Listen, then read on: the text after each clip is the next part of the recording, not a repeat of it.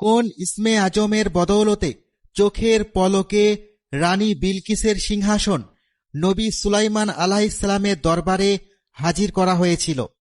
সেই ইসমে আজমে দুটি শব্দ ছিল, সেগুলো কি কি? রানী বিলকিসের সিংহাসন কে এনে দিয়েছিল, মানুষ নাকি জিন?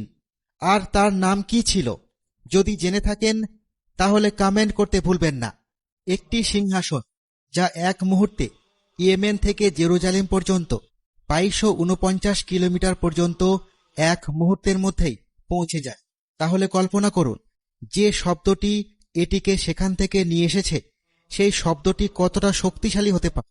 যারা মনে করে যে এটি একটি কালো জাদু ছিল, তাহলে বিশ্বাস করুন, দুনিয়ার সবচেয়ে শক্তিশালী জাদুকরও এটি করতে পারত না। আর না এখনকার যুগে কোনো শক্তিশালী টেকনোলজির দ্বারাও এটি বাস্তবায়ন করা সম্ভব, যেখানে কিনা হাজারো কিলোমিটার দূরে একটি বাণী ১ মিনিটে ১ সেকেন্ডের মধ্যে পৌঁছে যায়। এমনকি এই স্পিডের থেকেও আরও বেশি ছিল, কারণ এর পেছনে কোনো বিজ্ঞান বা কোনো টেকনোলজির হাত ছিল না, বরং দুইটি শব্দ ছিল। সেই শব্দ দুটি এই পুরো দুনিয়ার সবকিছুর থেকে বেশি ভারী এবং বেশি শক্তিশালী। মালিকা সাবা যখন হজরত সুলাইমান আলাইহিসসালামের বার্তা পেলেন, তখন তিনি তার কাছে যাওয়ার জন্য রওনা দিলেন। কিন্তু যাওয়ার আগে তিনি তার সিংহাসনটিকে এমন একটি ঘরের মধ্যে বন্ধ করে রাখলেন, যার সামনে আরও ৭টি কক্ষ ছিল। আর সেই সিংহাসন পর্যন্ত পৌঁছানোর জন্য ৬টি কক্ষের তালা খুলতে হতো। এই কক্ষগুলোর চাবি শুধু মালিকা সাবার কাছেই ছিল। কিন্তু তারপরেও যখন মালিকা সাবা জেরুজালেম থেকে ৪.৫ কিলোমিটার দূরে ছিলেন, তখন আসিফ বিন বারখিয়া ওই সিংহাসন ১ সেকেন্ডের চেয়েও কম সময়ে হজরত সুলাইমান আলাইহিসসালামের সামনে হাজির করেছিলেন, তাও কিনা শুধু ২টি মাত্র শব্দ উচ্চারণ করে। আজ আমরা সেই দুটি শব্দের শক্তি সম্পর্কে জানব।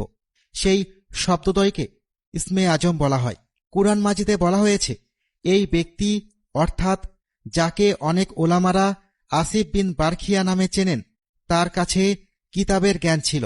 আর ওই জ্ঞান ছিল আসলে ইসমে আজম, যেই জ্ঞান আল্লাহ তাআলা শক্তিশালী জিনদেরকেও দেননি।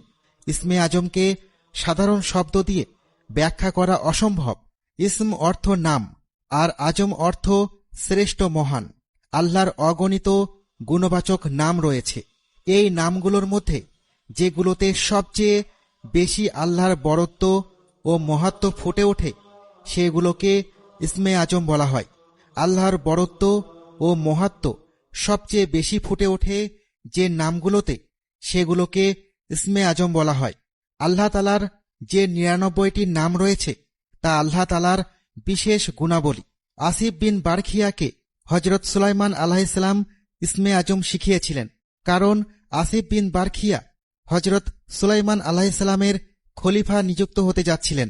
তাকে এই শিক্ষা দেয়া হয়েছিল যাতে সে জনসমক্ষে অপমানিত না হয় এবং পরবর্তীতে কেউ কোনো বিষয়ে বিতর্ক করতে না পারে। আসিফ বিন বারখিয়া তিনি আল্লাহর একজন শক্তিশালী ইমানদার ব্যক্তি ছিলেন এবং তিনি ছিলেন আল্লাহর একজন পরিপূর্ণ ওলি। অনেক ওলামারা এই বিষয় নিয়েও বিতর্ক করেন যে এই নাম আসিফ বিন বারখিয়া ইহুদিরা দিয়েছিল, কিন্তু উনার নাম এটা ছিল না। আহলে সুন্নাহ অনুযায়ী যখন আসিফ বিন বারখিয়া মালিকা সাবার সিংহাসন হজরত সুলাইমান আলাইহিসসালামের কাছে নিয়ে যাওয়ার পরিকল্পনা করছিলেন, তখন তিনি বলেছিলেন, ইয়া হাইয়ু ইয়া কাইয়ুম। হজরত আয়েশা রাদিয়াল্লাহু তাআলা আনহা হতে বর্ণিত, রাসূল সাল্লাল্লাহু আলাইহি ওয়াসাল্লাম বলেছেন, সেই ইসমে আজম ছিল ইয়া হাইয়ু ইয়া কাইয়ুম, যার মাধ্যমে হজরত আসিফ বিন বারখিয়া সিংহাসন উঠিয়েছিলেন। আল হাইয়ু অর্থ পূর্ণ জীবনের অধিকারী। তিনি চিরঞ্জীব, তাঁর জীবন স্বাবলম্বী। তিনি সেই উৎস যার কাছে আমরা সবাই ফিরে যাব। হাইয়ু অর্থ জীবিত। আল্লাহ তাআলা এই নামটি তাঁর গুণবাচক নাম হিসেবে গ্রহণ করে সবাইকে জানিয়ে দেন যে তিনি সবসময় জীবিত ও বিদ্যমান থাকবেন, মৃত্যু তাকে স্পর্শ করতে পারবে না। আর আল কাইয়ুম হল পূর্ণ প্রতিষ্ঠিত, যিনি নিজে নিজেই প্রতিষ্ঠিত। তিনি আসমান ও জমিন এই দুইয়ের মধ্যকার সবকিছু সৃষ্টি করেছেন, তিনি সবকিছু পরিচালনা করেন, তিনি সব দিক থেকে মুখাপেক্ষীহীন, কিন্তু সৃষ্টিকুল সব দিক থেকে তার মুখাপেক্ষী। তাহলে কি ইসমে আজম ইয়া হাইয়ু ইয়া কাইয়ুম? এই বিষয় নিয়ে বিতর্ক রয়েছে, কেননা এই ইসমে আজম সেই জিনিস যা আল্লাহ তাআলা নিজে প্রতিষ্ঠিত করেছেন। আল্লাহ তাআলার কোনো নাম সম্পর্কে নিশ্চিত হয়ে বলা ঠিক হবে না যে এটি ইসমে আজম। আবু ইমামা হতে বর্ণিত, রাসূল সাল্লাল্লাহু আলাইহি ওয়াসাল্লাম বলেছেন, ইসমে আজম 3টি সূরায় রয়েছে, সূরা আল বাকারা, সূরা আল ইমরান এবং সূরা তোহা। আর যখন আমরা এই 3 সূরায় খুঁজে দেখলাম যে সেটা ইয়া হাইয়ু ইয়া কাইয়ুম। আল্লাহ তাআলার 99টি নামের সব নামই আল্লাহ তাআলার বিষয়, যার সাথে মিলে পুরো 100তে পরিণত হয়েছে। আর জান্নাতের স্তরও 100টি। সুনানে হাদিসে বর্ণিত আছে জান্নাতের স্তর 100টি এবং প্রতি 2টি স্তরের মাঝে 500 বছরের দূরত্ব রয়েছে। আর আসমাউল হুসনার বিষয়ে বলা হয়েছে, যে ব্যক্তি এগুলো পাঠ করবে সে জান্নাতে যাবে। তাহলে বোঝা গেল যে আসমাউল হুসনার সংখ্যা জান্নাতের স্তরসমূহের সমান। আল্লাহ নামটি ইসমে আজম হওয়ার দলিল এটি যে অন্য সব নাম এই নামের গুণ। যে ব্যক্তি আল্লাহ তাআলাকে তার কোনো একটি গুণবাচক নাম ধরে সম্বোধন করে তখন সেই নামে ওই ব্যক্তিরও একটি অংশ থাকে, কিন্তু সেটিতে আল্লাহকে ডাকার মধ্যে তার কোনো অংশ নেই। হযরত আবু সাঈদ রহমতুল্লাহি আলাইহি বলেন যে সর্বপ্রথম আল্লাহ তাআলা তার বান্দাদেরকে একটি কালিমা শিখিয়েছেন, অর্থাৎ তার নিজের দিকে আহ্বান করেছেন। যে ব্যক্তি ওই একটি কালেমা নিজের মাঝে ধারণ করতে পেরেছে সেই ব্যক্তি বাকি সবগুলো কালিমাও বুঝে গেছে।